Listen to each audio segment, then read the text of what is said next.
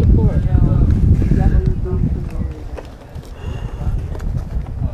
I hate that when you're bleeding from the ears. Oh.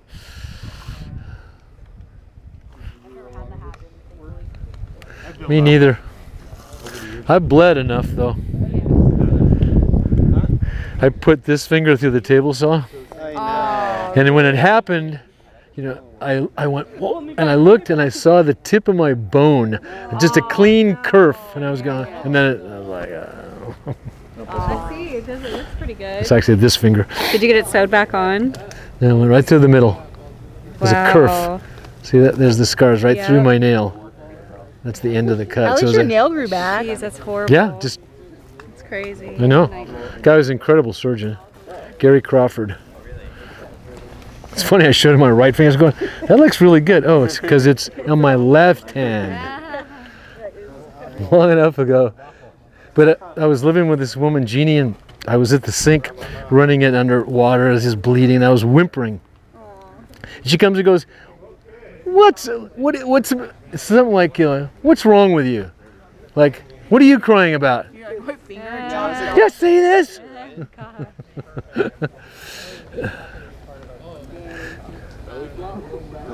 What kind of saw again? Table saw. Oh, okay, Yeah. So I was dropping in I was cutting a stop rabbit. I dropped it in, it kicked it, and it dragged myself. I never liked using those saws because I'm like, this is kind of scary. They are. I use the heck out of table saws, and I don't let anybody in my class use our table saw. I let them use everything else, but not the table saw. For the shop in the theater, we have table saws there too that we use. And like there's all kinds of saws. Like there's like that digital one too. Yeah, and bandsaws. There's a lot of work on bandsaws. They're all dangerous. Yeah.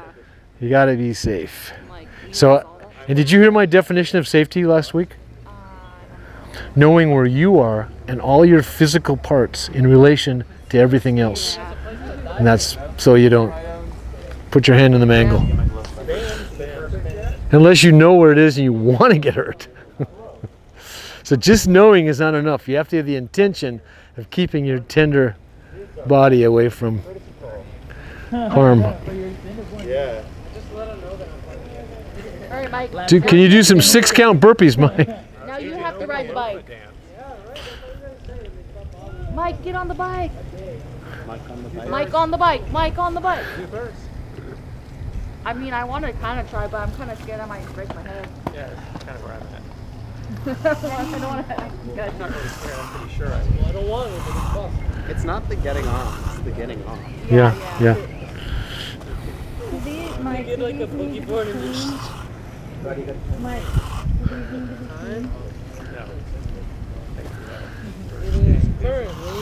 But now that you're asking, why not? We can reuse them. Okay. So anything that's got a button, like those two, Yeah. just get them clean. Then they'll be easier to be reused, and we'll reuse them. We're green about all this stuff, right? Hand me any other ones you want. That one, that one. I think everything else is fine. That one's already dried concrete on it. So, yeah, the rest of them, that'd be great. Perfect. Yeah, you should probably wet it.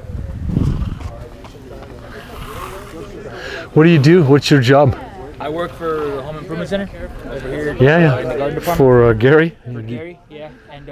And then before that I was working for Gosnell Landscape. Tree. Yeah, tree service and all that. And, Does he do landscaping too? Gosnell? Yeah, they do. It started, I think the original thing was trees, yeah. And then they went into installation and maintenance. And I was part of the maintenance and installation. I tree service, you gotta be real good for that, and I had never had experience with that, so ultimately I didn't really like the experience with them. With Gosnell? Yeah, I think the manager for like the maintenance part, he wasn't very I don't think I'm it just didn't seem like it was. It sounds like he has bad people skills. Yeah, very bad people skills. And as a manager, that's about as... The turnover was amazing. Yeah, which is pretty indicative of bad management. Exactly, but yeah, so then I left Gosnell, and that's when I got the job here at Home Improvement. And that seems like a good company to work for, because I've known Gary forever. You know, his family owned that, and they owned Santa Barbara Mill lumber land too. You know, they sold the MTD. That whole big area. So Yeah, I'm not gonna lie, it's a real nice place to work for. The people you meet there also Yeah. is like, and because this is all what I want to do, landscaping and yeah. you know and maintenance and gardening and all that. So I've had some pretty good jobs come out of there as well, just like side jobs and Yeah, because you're there. Yeah, You're right at the heart of it, and somebody's asking you something. Yeah, well, I do a little bit on the but you got to be a little quiet about it. Yeah, you gotta. But still, it's back to the home improvement center. It seems like a pretty professional company. I got no complaints of them. I got good help. They got enough help. Yeah. They got people. Is Vern still there? Is Vern? I don't believe so. He was there forever. Yeah, there was a few people who not too long ago, I think when I started, had retired. Yeah. There was a big shift in like management and all that. So, yeah, I think they have it over there. I know that right now with COVID, it's kind of tough to get like decent employees Yeah. that that want to work. Yeah. But you know what? It's all part of it. There's a lot of work, and there's a place that's got to be busy, and it's a great place. I mean, they've got a lock on it in so many ways, but really, I mean, there's no other place to go. You're gonna go over there on the San Andreas. I mean, that guy's got stuff, but really, you got to pay for the nose, and you got to deal with him. No, yeah. You go to Home Depot, and you got to deal with nobody. Yeah, exactly. So And then it's on the other side of town too. So yeah, it's like, not to mention. So yeah, luckily the home improvements had pretty good success, and also I've spoke to Gary about His free labor got cut in wow, how half. come we get such great work, and part of it is he owns the actual property, so there isn't any overhead cost when it comes to Exactly. leasing. So Right. so yeah, so I was like, that's you got it all figured out. Yeah, he does. He just gets to surf all the time. Yeah, he just sold his little mini Winnebago that it's Yeah. a nice camper. I ain't gonna Yeah, lie. I've got a Winnebago. I got a 33-foot fifth wheel Winnebago. Yeah, and but I think hopefully in January I have another partner, and we're hoping to start like a landscape, a little Yeah, side cool, landscape, man. and then ultimately launch and do more and more, which is part of why this is all gonna be beneficial for me in the long run. So. Yep. Because as a landscaper, you get a certain amount of jobs. I've got some Installation. landscaping coming up. I got some hardscape landscape coming Sweet. up. I heard hardscape is also pretty rewarding. It is. Line of work, too. It is, and it's everything construction right now is just off the rails.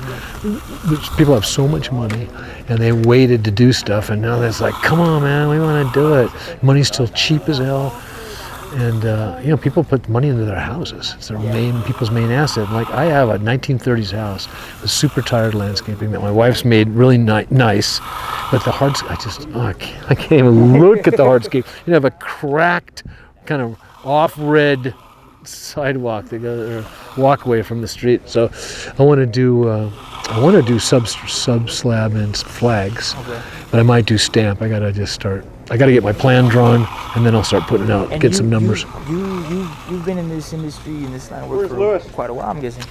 I was licensed in '81, so Yeah. I've been a licensed contractor since '81. Nice. I sold my business in 2015 to two long-term employees. I had a big cabinet shop and a contracting business, and then I've been retired for 6 years, but I still have a contractor's license, and I just built a house last year. And you've been teaching here how long? 12 years. Nice. Yeah, You were already doing teaching prior to selling your that's awesome. yeah, it's been a good run. I mean, I've been really super fortunate, because thinking about, as a place to work, you just can't dream of a better place, especially in the position I'm in as a contractor, a retired contractor, having access to the tools in the shop. It keeps me busy, and it keeps me, working with younger people, which is really keeps it fresh. I'm not gonna lie. I just with these 2 weeks, experiencing, your teaching. I appreciate your teaching style. It's Good. It's Good. It's definitely gets us all involved. Good, and that's great. And thank you for that feedback, because I never think about it, and I was never trained as an educator. I just was asked by the chair 12 years ago, "Hey, would you consider teaching cabinet making? Because I teach it, but I don't really. I'm not a cabinet maker." I said, "Yeah, I'll do it." And so it's kind of morphed, and now it's really the three of us, or the whole program. But That's awesome. I just try to present my experience, strength, and hope. And you know, you can't teach anyone anything. If there are people who want to learn, and you present the material, then if they're engaged, then they will. If they don't, they're not. But typically, people that take the class want something. They're not just to get a certificate, or if they want a certificate, they still want the knowledge that comes with it, which is a lot different than a lot of my. When you get Flavio. Yeah, when you get people like that, that's good hustle too, man. That's real good. Flavio's a solid worker, and I've been able to place some people over the years. A lot of outstanding students have been placed by me. Like I just placed a guy for 120 grand a year, right out of my class. Now he had lots of experience, and I worked with him on a house I was building when I basically took off to. We took off to the Sierras and said, you know, you run it. I had him run it for 2 weeks. He did so great that I pretty much had him run it till the finish. And then when we were done, this buddy of mine's go, I've got this $7 million project. I really need it. I gotta try this guy out. And they hired him. I'm stoked, and they're stoked too. That's awesome, man. Yeah, my uncle, he's been in construction for pretty much like 30 years. Yeah. He had a little bit of problems with the law, so he had to step out. But luckily, the union has helped him out too. So once he got back in Carpenters Union? Yeah, no, I think construction for maybe carpenters. I'm not sure if the terminology is different, but yeah, he's currently learning. Not so much this. He knows about all this, but what was it? Asphalt specifically. He's kind of diving a little into that. And I was telling him too. I'm like, oh man, like this. I'm gonna try to get what I can from here, you know, and then once my uncle is ready to dive into, you know, a family business. You can't know enough. Yeah, exactly. You know, you're just gonna absorb all that you possibly can. And I was telling him about what we did last week, and I was explaining to him like what we're gonna do this week. And he's like, "Stop!" He goes, "Wood float, Mac float." Then he started naming all, and then telling me all the steps. And then so watching all this, I'm like, "Wow, my uncle really does know what he's talking about." You know? Yeah, he's not just blowing smoke. Yeah, no, yeah. So this is exciting, and like, I mean, I love. Not a lot of people really enjoy labor, but there's just something satisfying about it. So I am 73, so you know I enjoy some labors. You know, when I get going, I enjoy some labors. But I've done a lot of labor in my life, and I've ran a lot of guys. But the thing about construction, I've noticed, is that it's one of the areas where you have a work product that's tangible. And not only is it tangible, when you get done, you have something. You have something this will be there in 20 years. This will be there in 30 years. I eat in restaurants that I made the tables. I made the tables. I made the booths. You know, I come in my house. I made the kitchen. I made my desk. I mean, all that stuff. You know, it's really satisfying because there is a lot of work these days where the work product is smoke. It's nothing. It's like you did it, and it's like, well, what do you got to show for it? A lot of talk or a lot of typing. You know, maybe a few documents. So, yeah, and it's, you know, people are always going to need what we do. Always, people are going to be, you know, living in houses, etc. Yeah, exactly. It's a good trade to know. It's a good trade to be in. There's money in it. You can make money. Yeah. Do you ever think that, obviously, concrete and cement it kind of depletes of a lot of resources. Do you think there'll ever be something a little more sustainable than this? I don't know. It's a good question. You know, water's renewable, so we're not really deleting that. But the gravels, the sand, and the cement, you're right.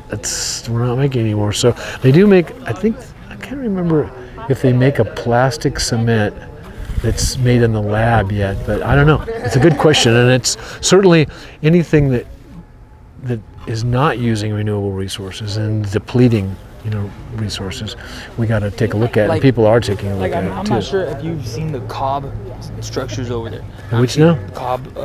Okay, so right over there on the Lifescape, they've made like earthen bricks, which is like a mix of like straw, adobe, mud, water, and then the forms of making bricks. Now obviously, that's like it's a more hippie style of like creating, but Yeah. would that ever be like a maybe like a something? Well, it's been done for a long time. There's rammed earth houses, and you know, Adobe's been around forever. You know, and sun-baked bricks and all that stuff. So I don't know. Who knows? It's the bigger projects, the big commercial projects, is where it's tough to make the small, you know, homes and additions and things like that is one area. A massive building built out of that. Take a look at these little things, right? Or freeway bridges and stuff like that. That's the stuff that just blows me away. The kind of engineering that goes into that, and you know, concrete is incredible. I mean, you take something, draw something, reinforce it, mix it with a bunch of water, and it flows, and then when it goes off, it's like you just made it into stone. So. Okay, yeah. Now you mentioned bridges. Oh man, just those pillars. Where did it take? And the footings to anchor those guys. All the way down there. Yeah, and how many bridges there are. And road building. Basically, if you're a road builder, you're a bridge builder. Yeah. You don't just build a road without incarnating a bridge, because anywhere there's a water course, you got to bridge it. That's crazy. And look at this. Already.